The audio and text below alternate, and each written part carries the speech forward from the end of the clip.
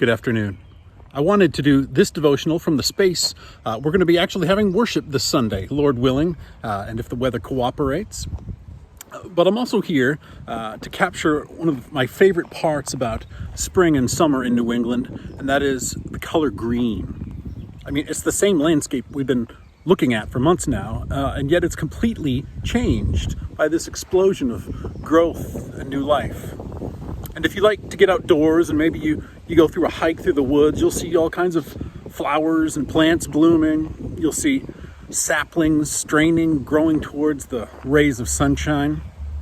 And you'll see vines growing, wrapping themselves around and around whatever they can find, often trees, in some cases completely engulfing their host. In New England, there's vines we like and vines we don't like. We tend to treat them pretty differently.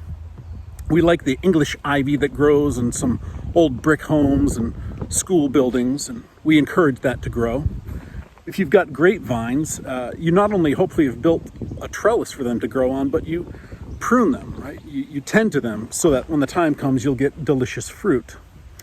Some vines we don't like are invasive, like bittersweet, and you may have done battle trying to rip that out of places you didn't want it. And of course, the other famous ivy that we see all over these parts, one maybe you've done battle with and come out with some scars as a result, poison ivy. But there's no great mystery about vines. No matter how big their branches grow, you can always trace them back to the vine, and you can always ultimately trace the vine back down to the ground, where it gets its nourishment from its roots. And in John 16, Jesus, who of course was just a master teacher and would use illustrations from the everyday lives of his listeners, he gave his last I am statement in the Gospel of John. And he said, I am the true vine. In John 15:5, he says, I am the vine, you are the branches. If you remain in me and I in you, you will bear much fruit, for apart from me, you can do nothing. You may have tried to get rid of poison ivy by spraying its leaves, but it can become so large, so ingrown, it can grow so high that that's no longer possible. So often you'll see what looks strange when you come across it, a vine maybe 2 or 3 inches in diameter that's missing like a 2 or 3 foot section towards the bottom.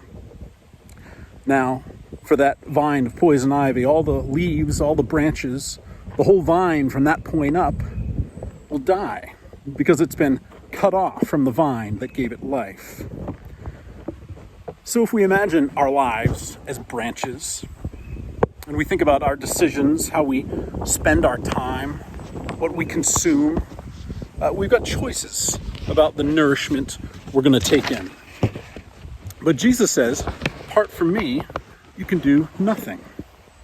In other words, there's only one place we're going to find the food and nourishment that gives us life. But the metaphor Jesus used wasn't just taken from the everyday lives of his listeners. It was actually taken from the Old Testament, where so often Israel is likened to a vineyard that God planted with great care, that he tended it, so much so that he can say, what more could I have done for you? But instead of yielding a good harvest, it only grew wild, bitter grapes. But in Jesus, we see what Israel was always supposed to be. We see what God's plan had been all along. That's what Jesus means when he says, I am the true vine. Only in him do we experience new life that we were always designed for. There's a great book on Jesus' I am statements, written by our own Esther Baird. You should pick it up if you haven't. She has 2 chapters on this last statement of Jesus, this last I am statement. And I want to quote just the tail end of that first chapter. And as you listen, I would encourage you to think of the health of your soul in these days. Right? Of all the options, think of the nourishment your roots are taking in.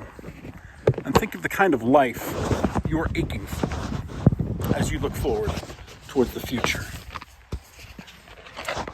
Our lives may feel like the trampled vineyard. It's possible you've made mistakes and done things or had things done to you that have left your heart trampled, dry and covered in weeds. Instead of living the life of a strong and healthy vine, you may be living your life in the thorns and briars, just struggling to get enough light to live. When you think about where you fit in or where you belong, you may look around you and be pretty sure you belong with the weeds.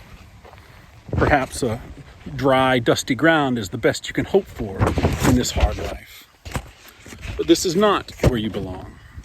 Even if you have followed other ideas or beliefs, even if you have turned away from God, you were never growing your own garden anyway. Follow the sound of God's name back to the source. Isaiah says that God, I am, would rest his spirit on this root. This root alone, this root that would grow out of the damaged vineyard, could bring the vineyard back to full life. This root that lived when the rest of the vineyard dried up was the one person who could revive the vineyard. The only one who can revive you. So if you're feeling like a trampled vineyard, if you're feeling like maybe a disconnected and lifeless vine, or maybe like a little sapling that's just clawing and scraping, trying to survive, trying to find your way toward a little ray of sun, remember, he's already done the work. Right? The root system is already established. The vine is already there. We've just got to stay connected to him and take in the nourishment that he freely gives us. He is the only one who can revive us. In him alone is life. Blessings, friends. We'll see you maybe even right here on Sunday. Just maybe don't sit next to that tree.